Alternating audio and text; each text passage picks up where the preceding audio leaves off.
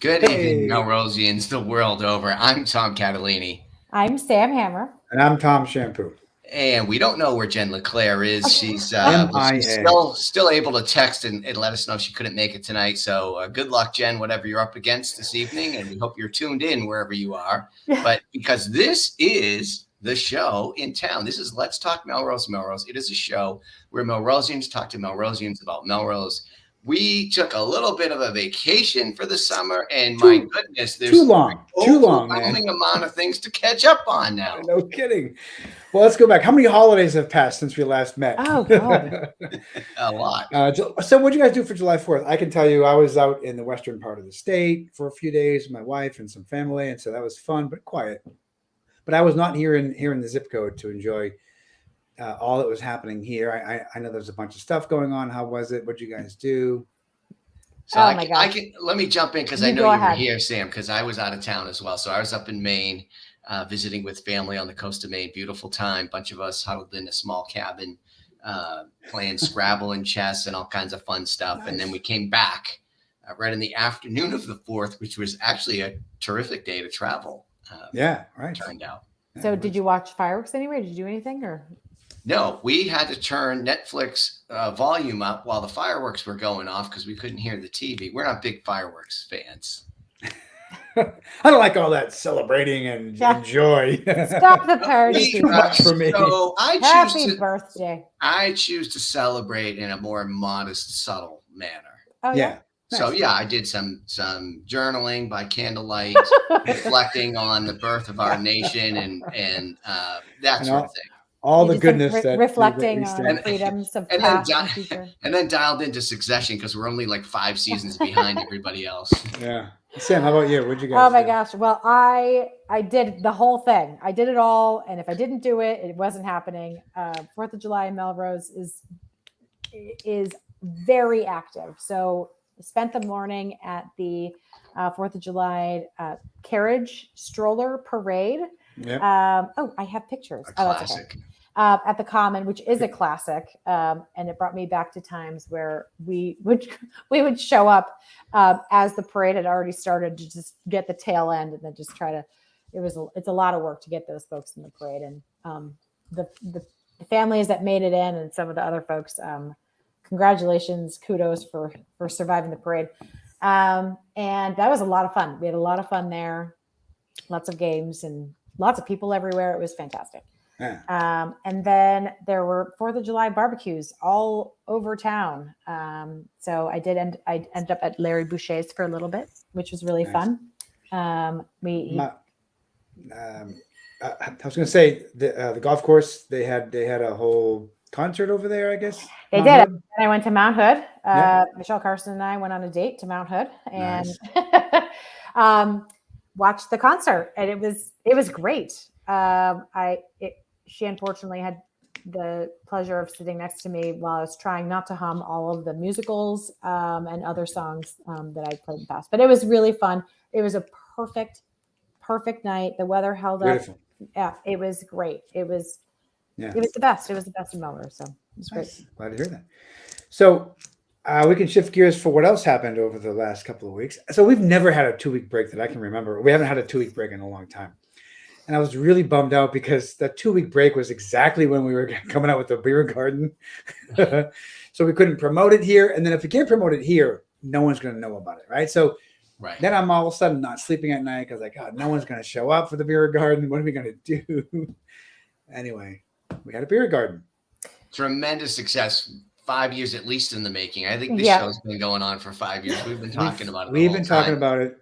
We've been talking about it for years, but no voice louder, more consistent, more persistent than Mr. Tom Shampoo, who actually took those words, put them into action, marshaled the resources of this city and the community groups, and made it happen. So I guess maybe let's just start talking about how wonderful it was. And then I'd love to hear the story about how you made it happen. Oh, yeah. Want to do that now? You want to do news first? I think we should roll. Let's get the stuff done and make sure all of roll into the and then we can linger on the beer garden after, if that's all right, Kathleen. We should always linger on the beer garden. That's Is that okay? Let's wrap up the rest and then make sure that people get the information they came for. Okay, so we're transitioning to the news segment. The news. Yes.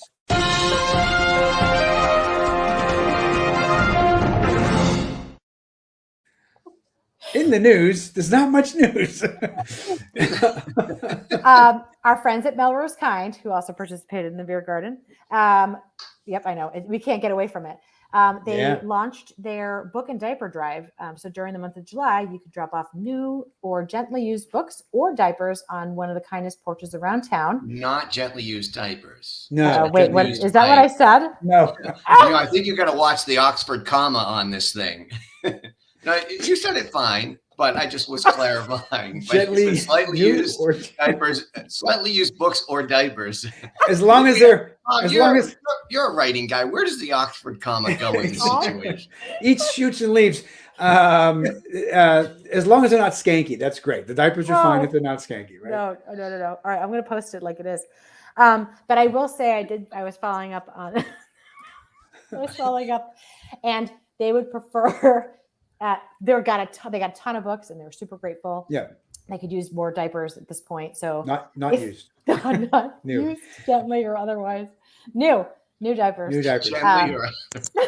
And there's about 4 or 5 porches that are these kindness porches. We can drop stuff off around the city. The website our website has more information on all that. What's going on. And thank you for that to all the folks over there, Stephanie Nelson and others on Melrose Kind. Fantastic people. We mentioned the fireworks. I did want to just say one thing. I work in a nonprofit. Air pollution is part of what we do research on, scientific research. And I just want to bring up that we actually got trolled over the weekend or during the holiday weekend because we had posted a story, which is true, about air pollution from fireworks during the 4th of July. And some of the news outlets had interviewed one of our scientists and all of that. So anyway, but then the trolls came out and started to say, here we go again, telling us how to live our lives or, nanny state and all this kind of take away our freedom and all this kind of stuff. I love my nanny. It was a little bit jarring to feel like science is under attack no matter what we're trying to do. We're trying to just offer. We didn't say we shouldn't have fireworks. We just said, hey, the research says this. So do you respond? Or no, we don't. God, no, I would never respond to that. No, never. Yeah, I mean, the bigger argument I might have is you're just shooting money up into the sky and watching it disappear. Is that why you and your family boycott that fireworks? I don't know. I think there were some early formative moments. The loud noises didn't go over well. There was also sort of a strategy a long time ago when we were at Disney World that everybody was on Main Street Disney watching the fireworks, which was the exact greatest time to go to all the lines because they were short, right? Yes. Yeah. So there you go. Okay. A lot of reasons. We could probably save it for a future show. We could do a deep dive on the whole philosophical philosophy of fireworks. All right. Well, moving on. I forget because there's been so many weeks. I forget if we mentioned this already, so I'll mention it again. Congrats to the Red Hawks, the Melrose High School robotics team. They won gold medal at a recent summer heat event, beating 29 other teams for the top spot. Amazing. So congrats to all those folks who were part of that. And this was a couple of weeks ago, back in the end of June. Yeah, amazing. Mm-hmm. Last fiscal year. Exactly. That's how I count my time. Amazing. And we were looking at our last Melrose Creative Alliance newsletter and then went right to the Melrose Creative Alliance webpage on the events. And there's a lot of really awesome things coming up. The one that I'm excited about too, in particular, one is the adult hand building workshop, and you can do pinch pots. You can make little berry bowls. So I think, and that's on July 21st from 6 to 8. I think it's my time to give my kids some pinch pots. Look at that. Pinch pot experts. Now, pinch pot then doesn't involve the wheel that spins. Mm-mm. No, that's wheel. I want to do the wheel thing and put it in the kiln at like nice 3,000 degrees. So do you want to do the wheel kiln alone or with like Demi Moore or something like that? How do you want to do that? while the Righteous Brothers plays in the background. Yeah. I mean, some kind of supervision is probably appropriate. There you go. And then the other thing I'm excited about is Alistair Mook is having a family concert July 27th. These things feel so far in the future, but I just want to make people get them on their calendars. Right. So there's some information to Alistair. Family concerts. So, but it's fair enough though, Sam. It's July 11th. The summer's speeding by rapidly, and the day after that concert is the Summer Stroll, an awesome event downtown Melrose. We block off the streets. We set up 4 music stages. All the restaurants have food and drinks and all kinds of stuff happening downtown. They bring the restaurants outside onto the streets, onto the sidewalks. People are outside. It's just a jubilant celebration of summertime, I think. It's my God, it says it's the 10th annual event. I didn't realize that. Yeah, I didn't either. That's what it says on the Summer Stroll website. 10th annual Summer Stroll event, which is amazing. That's going to be great. We should have Stephanie come on. We were just talking about this earlier to tell us all the things you just said, Tom. And then if there's anything new and exciting coming up, we can also pitch her to see if we want to be there, doing some LTMM live streaming. Yes. We have several events further out on the horizon later in the summer, fall timeframe.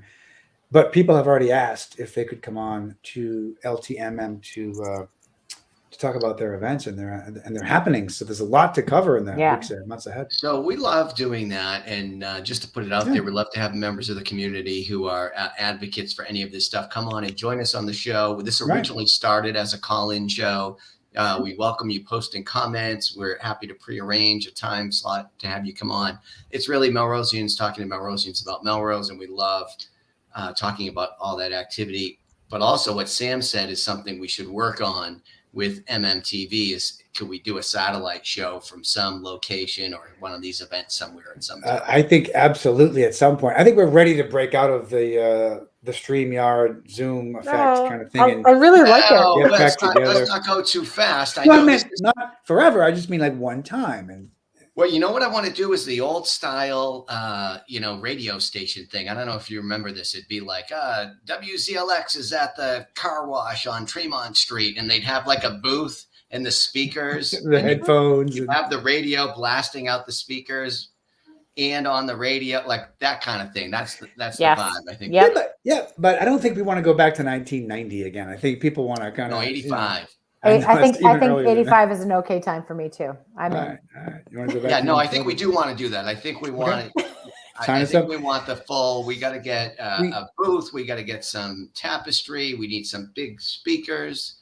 Team of people. The van. There we go. The van is ready. Oh my goodness. So that what Scott's referring to is on the 100th episode. We did a live broadcast from his van, moving through town, visited with different folks. And today's episode is 178. We're almost coming around again to number 200 in 22 weeks. Crazy. Anyway, so we have the news covered. Is that right? The library has a ton of things going on. The farmers market has been just awesome all summer so far. I've been there a few times already. It's just amazing. Lots of community members there, lots of organizations there, lots of food, obviously. It's a great place to stop and actually just get some dinner. And then I'm going to put the link to the Creative Alliance events page because sign up for the web. That's where the things are. Yeah. So that's a good point about grabbing something for dinner, Sam, because there's also prepared food at the farmers market. I don't know if folks are aware. You really have to go check this out. So there's all traditional farmers market stuff. There's Roberto's in the fish truck. There's prepared food. There's live music. There's a lot of people just kind of hanging out and visiting. It's a great scene. It is. It's a great place to gather. And similar to our guest tonight is coming on now. His name is Tom. we're bringing Tom Shampoo on. Thank With you, my Tom, for walk-up coming. music. We Yeah. really appreciate you making Happy the to be time. here. And thank you so much for the beer garden on Sunday. So sure. that's what we're here to talk about. Excellent. I'll start at the farmers market because it truly does play into this. Last summer, when I went down to the farmers market one day, I observed that parents were showing up and spending much more time with the little kids, throwing blankets on the grass and hanging out at the farmers market. It became a place to kind of gather and see each other, see friends and neighbors and others, which I hadn't seen before at the farmers market. So again, last year it kind of came, and then I realized it's such a great way to live in this kind of a community, to be able to see people when you're walking. We're a walking city, and I think seeing people out and about is part of the joy of living here, I think. So again, seeing that happen at the farmers market was part of the inspiration to create the kind of a beer garden that we had hoped to create. So anyway, beer garden was Sunday, huge success. I'm really happy with it. I think everyone involved in the planning and the execution was also really happy. A huge thank you needs to go out again and again to Idle Hands Craft Ales over in Malden. They have a brewery down there on Commercial Street. And so Chris over there and I connected on the original idea of having a garden. He said, yes, they do remote beer gardens. Not everyone does that, meaning they can show up somewhere else and bring a truck and sell beer. So he said they do this lots of places and have experience doing this. So Chris was on board early. We made some phone calls to different departments in the city, and we asked about whether or not there was a reason we couldn't do this. Like, is there a hard no somewhere along the process? And the answer was not really. So we started to just walk along that process, and Chris and I, and everybody said, sounds like a good idea. Yes. So I have some questions. Can you talk? You in the black. I consider you to be the catalyst here for all of this happening. Can you talk through? And you just you talked about meeting with Chris at Idle Hands to see if this could happen. But can you go through the milestones and the people you've talked to talk through about what that process was like? Yes. Because you were the first success of this process. So it started here. Obviously, we've been talking about this for 3 years at least, if not more. And I think I've said many, many times on the show during these conversations, we're going to have a beer garden. We got to have a beer garden. There's no reason not to. So there's 172 references. I had the data team read all the transcripts. So you've said that 172 times. Out of 178 shows. Seems low. Yeah. Out of 178 shows. Those are the 6 shows you missed. Exactly, like the last couple of weeks. So it really came down to my asking Mayor Broder that question about, I really want to have it, and I don't want to keep saying it. I want to actually make progress. So what are the steps that need to happen? He kind of walked through some of the things. Again, a vendor at least, if there are other vendors. The location was key as well. So a vendor for beer and the location were key. And I had looked at a couple of different places around the city that looked like they might be viable options. The BB Estate was one at the top of the list. I still like the Melrose Common as an opportunity as well. It's a big, flat, grassy area. And also L Pond, the gazebo, it's actually bigger than it looks, but it's also self-contained because I know that you have to have it, blocked off. And so there's a single entrance and single exit. So you can do wristbands and ID checking. And then you can also make sure folks aren't leaving with a beer and walking away, that stuff. So,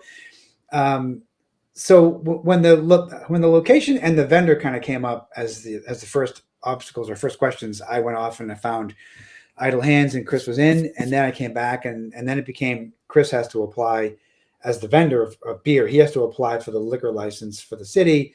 We had a meeting with the city scheduled, so we went in and we had a Zoom meeting. It was Lauren Grimmick, our friend over there at City Hall, and Mayor Broder, and then me and Chris, and just made an application presentation over Zoom, and then they said, yes, we can move forward. That became an application for the liquor license.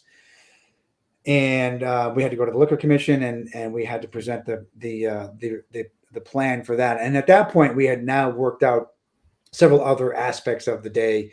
I talked to Bill Butler over at the BB Estate. He's on the board over at the BB Estate, or the commission, I guess they call that over there. And Bill said that venue is available for certain dates and also as a rental with a nonprofit. So then it was a matter of having conversations with different people to pull all these different threads together.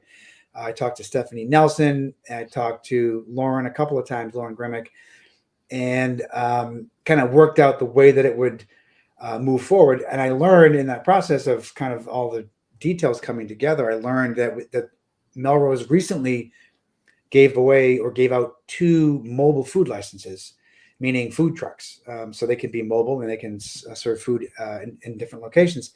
And that is Kindred Crepes, which was fairly new, I think, within the last couple of months, they got their license. And then La Cuchara has a La Cuchara Express food truck, and they both have licenses. I reached out to both, and they both were very excited to be a participant in the beer garden as well. So again, everything started coming together at the same time. It is pretty amazing to think back that we put everything together in about 6 weeks. And I really wanted it to be July, not September. I wanted to do it quickly. During the meeting with the city, we talked for a while about this idea that it was going to be a model for future beer gardens. So that's what we were hoping to do, is create an opportunity to succeed so that we could do this again. Amazing. I feel like I'm rambling on about the whole. No, it's a great. This is exactly what I was asking about at the top of the show. Like, it's fascinating to understand the process and the steps, and because I don't know, 1,000, 2,000 people. I mean, there's a lot of people there, and it's easy to just like, oh, this is great. Why don't we do this all the time? Which I think you've now sort of set the stage and the model. Yeah. But like you said, it seems to be talking to a lot of different people who either can help or have an interest in this. I didn't know about the mobile food licenses, that was a thing, and that was new, but it was great to be there and see these 2 local businesses really appear to do super well. I mean, there were just lines all day long, and that not to get into it too much, but at some point we got to talk about like how great the event was. There were lines all day long, which was great. Opportunity for these local businesses to make some money and generate some revenue, probably better than you could in a standalone location. But the vibe was also, people were just having a great time. So you might be standing in line for an hour, but everybody was pretty chill and visiting with each other and having a great time. So I see a question here, which I want to address on the beer gardens and drinking at golf courses are okay. So I don't work at a golf course, and I can't speak to the experience over at Mount Hood. But this came up as a question. So serving food, we had food available, which is there. You cannot police this as a one-day event, and there's a different license for a single-day event like this. So I see SC Orlandella is asking that question about that. It is, it is written down as a part of the licensing process that a restaurant, which is a permanent license for alcohol, needs to sell food. And then they can require that you need to order food to continue to have more than one alcoholic beverage. That is not the case for one-day special events. So you can think back to any event at Memorial Hall where they have like a symphony night and they'll sell beer and wine there. They're not going to force you to eat food because the licensing is different for a one-day license. So we offered food because we wanted to make sure that it wasn't just a beer thing, and that came up with the Liquor Commission as well, that question. So that's why it was important to have food there, and I was glad that we had 2 local businesses able to come in and join that part of the day. So anyway. So a lot of the buzz since is they should do it again. And I keep saying, who's they? They implies maybe more than one person or an unknown. I understand that, there is a desire to do this again. I met Chris as well there, from Idle Hands, and he said because of the volume that was there, he could predict that this could be successful on a monthly basis. Yeah. With that said, they is Tom. So, well, yeah. I mean, I hope what I was able to accomplish in part is that it really came down to just pushing it beyond that. First, I don't know the answer to that, and then maybe in previous years it kind of never went beyond that point. I think when I was able to get Chris, who said we do this all the time. We do it all the time for other municipalities like Reading and Wakefield. So meaning a city sponsored event in some city property. When Chris was on board, he said we'll do everything, and they did everything. They brought the tables and chairs we had. They brought 8 kegs of beer with them and ran out and had to go back and get 3 more kegs. And so for the 5-hour event, we sold 11. He sold 11 kegs of beer. And Tom, to your point earlier about the number of people, Chris said he figures it was at least 800, but more like 1,000 or more people who came throughout the entire 5-hour. Yeah, and if he's doing it by his inventory, that would be way low because there were tons of kids there. Yeah. Oh, right. I was there all day. I didn't even drink beer. It was just it was just like a fantastic event to be at for all kinds of reasons. So it's like beer garden, sure, but it was like a community event, and there were a lot of people interested in just that aspect of it that I thought was great. And that was really, really important to me too. I specified that more than once at the original meeting with the city, that I really wanted it to be blankets and kids and wagons and dogs. I wanted it to be a family event. I didn't want it to be like everyone's standing around drinking beer and there's not that family kind of an event feel to it. Because we had talked about where the kid's going to go. And the answer is Chris, again, idle hands. Chris said, I have tip certified staff who do all the checking for IDs. And so we'll have wristbands. And that way anybody can go and we don't have to worry about that. Again, Chris said we do this all the time in other venues. And so all those different pieces that came up, like what about this and what about that, all came up because it's never happened before. And so we didn't know how to answer those questions. So now that we have answered those questions and we've seen how to do it, to Sam's point about who's they, I almost feel like the person that calls Sam's got sorry, Sam, I don't want to distract you from your conversation. Oh no, yeah.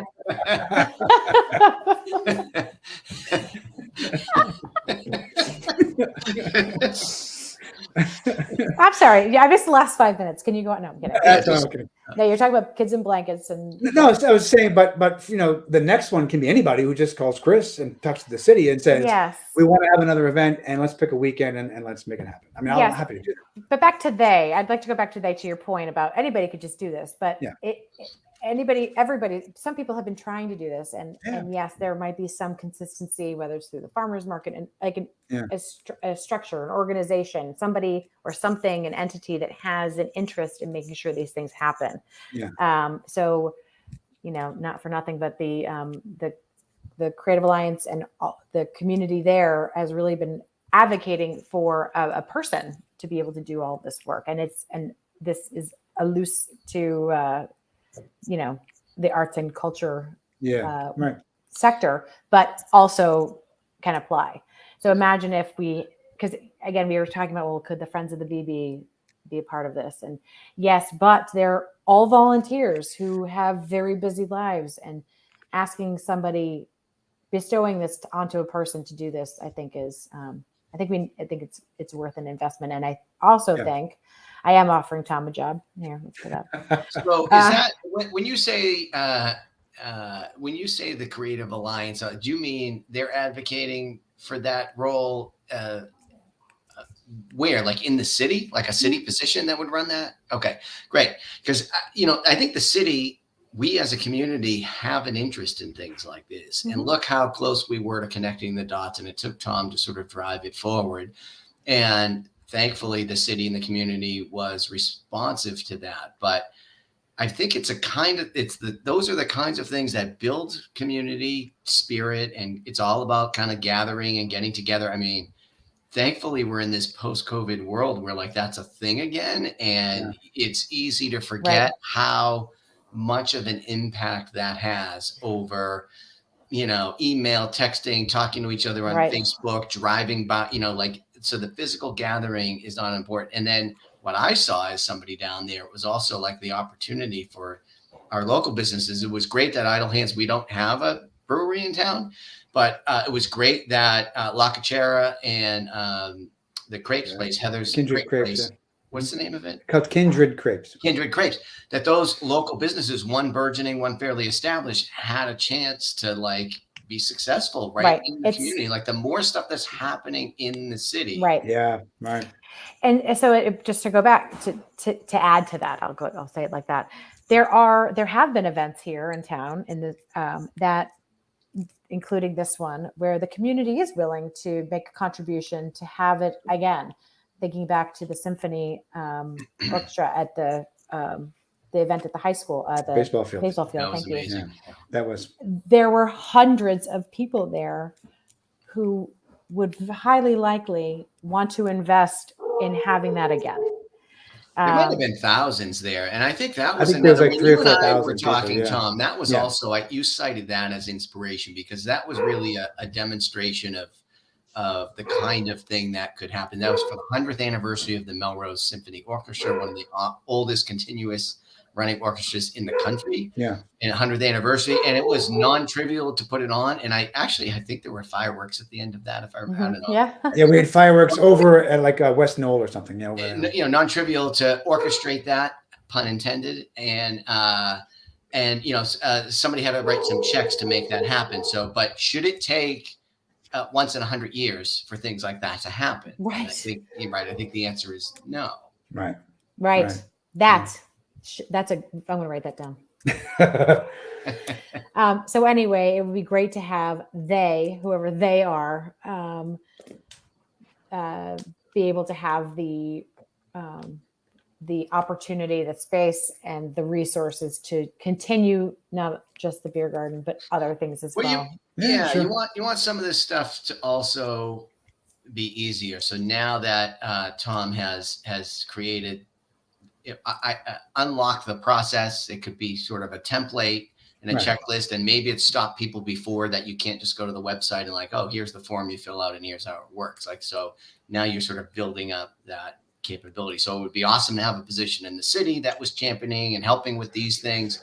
It would also help to sort of clarify and put some structure around for individuals or groups that want to kind of put some of these things together. It just seems like totally doable, and like it was pretty awesome. I do think part of my success for this event was timing. I don't know if this would have happened a year ago. I have no idea. I do think like everything sort of came together, and again, it struck me as being interesting that we're able to do it so quickly. Like it's under 2 months. It was literally 6 or 7 weeks to put everything together. Pick a date. We picked the date. Are we saying the next one is in 6 or 7 weeks from now? Yeah. What's the word on that? So we do have a meeting tomorrow with City, and also Chris from Idle Hands will be joining, and we'll do a debrief on the event on Sunday.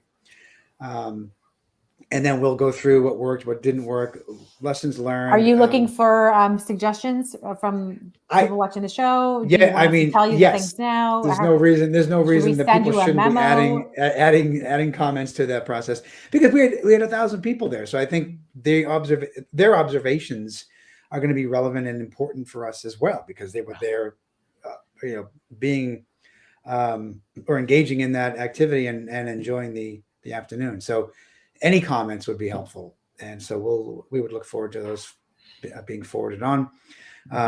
I think there's a natural fit to look at Oktoberfest for the next one, if not sooner, maybe in August. We'll see.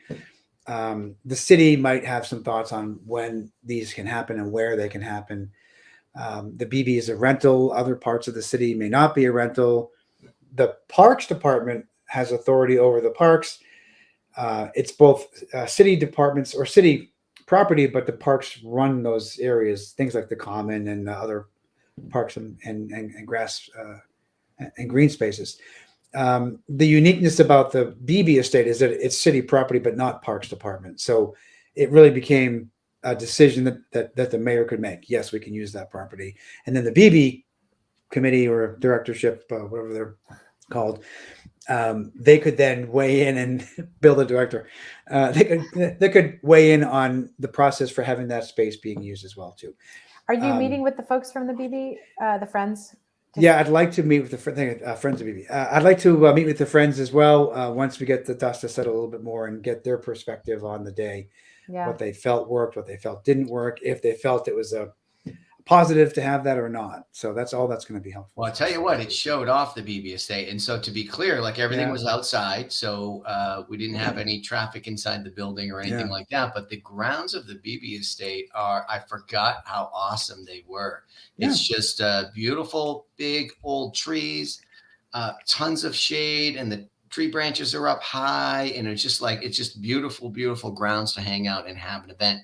And, Stephanie and I were talking, like, we hadn't been there since there were concerts for kids when we were little. And, and there have been things like that we've been to, but this was really something for all ages. So you could do the beanbag toss. You could listen to live music. There was a pretty great Honeybees played there. Thank you. Band there playing some live music. You could hang out on a blanket. You could visit with folks, get a bite to eat. Like, you really could kind of. And most of the people, so I ended up being there all day because we were playing in the band and then eating and hanging out, whatever. But a lot of people were there for hours and hours and hours. Yeah. People weren't sort of popping in and out. It was a really kind of a community event for sure. Yeah. And there was a line too, because the beer line got a little bit long at some point, so they kind of held people back a little bit to wait, so there could be Hey, before we wrap up, I thought you said you might have had some photos. So for anybody, my God, photos, the fun stuff to get a feel for what it was like. Yeah, so this is sort of I just have a couple of photos. This is the gathering as it built up in number. On the left, you'll see that black tent. That's those are the Idle Hands folks serving the beer. Way in the far back, the red truck. That's La Cuchara's truck, and then there's. Here is a picture of, there we go. That's the other direction from the driveway looking back along West Foster and back along the property of the BB. That's the two pink shirts are Heather and Becky from Kindred Crepes, and they're serving up a bunch of great food. They have savory and sweet crepes. And there's I'm trying to see if I can see Stephanie in line. So she waited in that line while the band was playing and got me one of those savory crepes. It was phenomenal. Yeah. So that's the look. And then you can see the tables there too a little bit. The beer tables, again, Chris Idle Hands, they brought about a dozen tables and benches, actual beer garden tables and benches. And then here we are. This is like that's the money shot. Because we've been talking about this for 4 years, I love that we actually can show a picture of us enjoying the beer garden that we talked about for 4 years. There we are. So again, you can see the crowds there kind of in the back and fun. It's just a great day. I loved it. I was happy that it went off the way that we wanted it to go off. Good job. And thank you again. Thanks, Honeybees, for playing a couple of sets of music for us, Tom, and the band. We had a blast. Fantastic. Yeah, fun day. Yeah, we had a blast. All right. Wow. All right. So they will put it together again.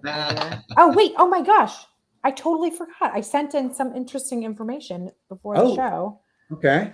I heard through the grapevine at a neighbor. I heard about this. Yeah. Yes. Did you know before I sent it? Oh, yeah. I didn't hear about this at all. Intrigued. Well, I got yelled at for taking a picture over there. So. Oh, you did? Yeah. So at Charles, guarding it yesterday. Well, at Charles and Oakland Street. Oh, yeah. There's a house over there where they're filming Beetlejuice 2. Yeah. Wow. Movie Mania here in Melrose. I forget the name. Excuse me, all the cool kids. The young woman who played Wednesday Addams from Wednesday. She's going to be Winona Ryder's daughter, I guess. That's all I got. But yeah, that awesome. I can't wait. Wait, was Winona Ryder in Beetlejuice? Yeah, she was. Oh, yeah, she was the daughter, right? Star-studded cast. That's right. She was the daughter. Alec Baldwin, Gina Davis. Gina Davis. I was thinking about. Yeah, that's right. All right. Anyway. Well, that's great. Yeah, so we Batman before he was Batman.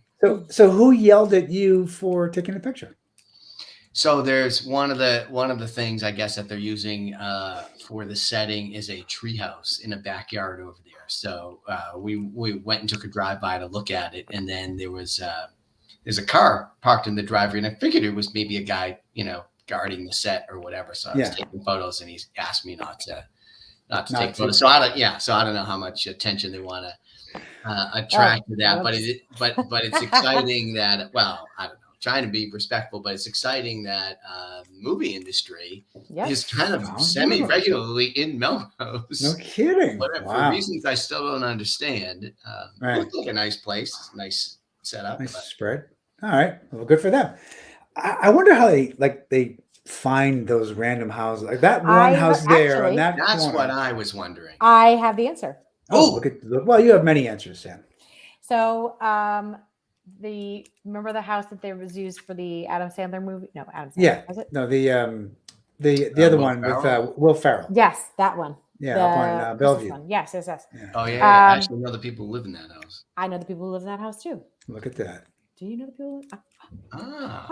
So anyway, I ran into one of the owners and asked, and I guess there are like kind of like scouts who drive around communities, and then they left a thing on their door saying, would you be open to, we would like your house. We want to put it in a movie. Would you be open to that? And they thought it was a joke, but they responded and off they went. There you go. Look at that. Yeah. So we got to get Russell Park on their movie scout map. Wow. I'm going to leave notes. Notes on your house. Yeah, just a scout. Just send me your banking information for the deposit, and we'll your password. We'll password along. We'll be in touch. Oh man. All right. Well, anyway, here we are. All right, so there we are. We'll see everyone at the next beer garden. Until then, right back here next week and every Tuesday at 8:30, hopefully with Jen. And in between, we'll see you around town.